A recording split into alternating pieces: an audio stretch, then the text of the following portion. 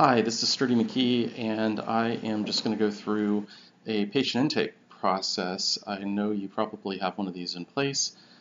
Usually, at least in my experience, what I've seen with different practices is it's very much centered around the workflow of the front desk, and we're going to flip that a little bit and think about it from the perspective of the patient's experience. So this is a Google document. After we go through this, if you want it, just email me and I'll share it with you.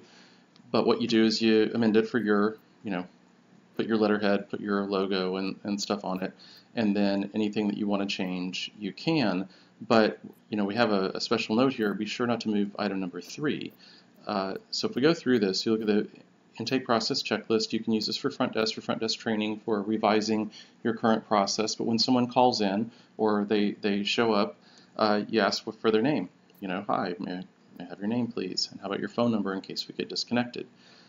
Everybody's on their cell phone. People drive through tunnels. They go through other patches. You want to get their phone number, contact info, and name. Okay, thanks, Mr. Chen. Can we go ahead and get you scheduled for Thursday at 2 o'clock? Why would I offer them an appointment so early in the process? And this doesn't mean that I'm putting them on the schedule yet. I'm telling them I have Thursday at 2 available.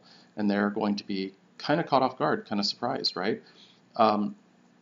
If you need something to put them in the system, you can then ask for date of birth. You can then ask for whatever it is you need, because now you have justification. But think about this from the patient perspective.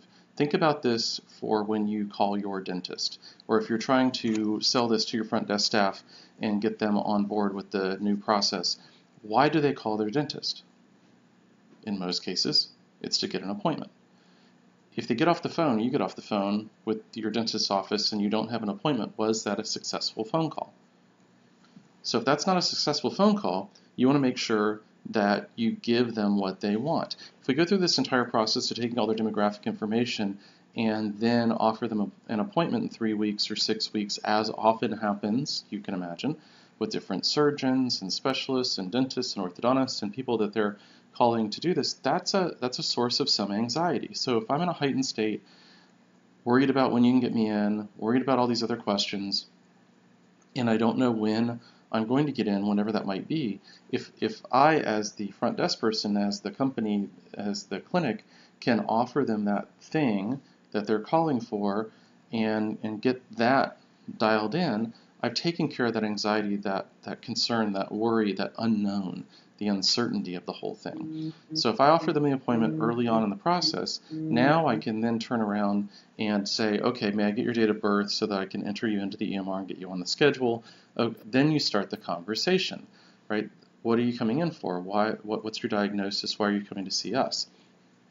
Then the other key component here is ask about the patient's goals. You as a therapist, if you're watching this, and so many people get that during the eval, you talk to someone about their goals, and you've had patients that don't know, or their answer when you say, well, what are your goals for coming to see us?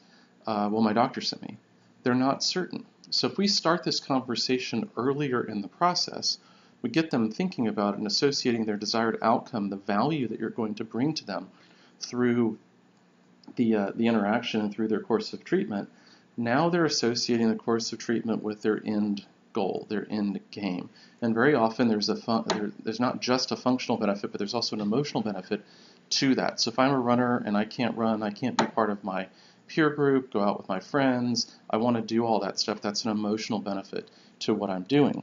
If I want to spend time, get on the floor with my grandkids, but I can't get up and down very well, that's something that gives me an emotional benefit way beyond just the functional aspects.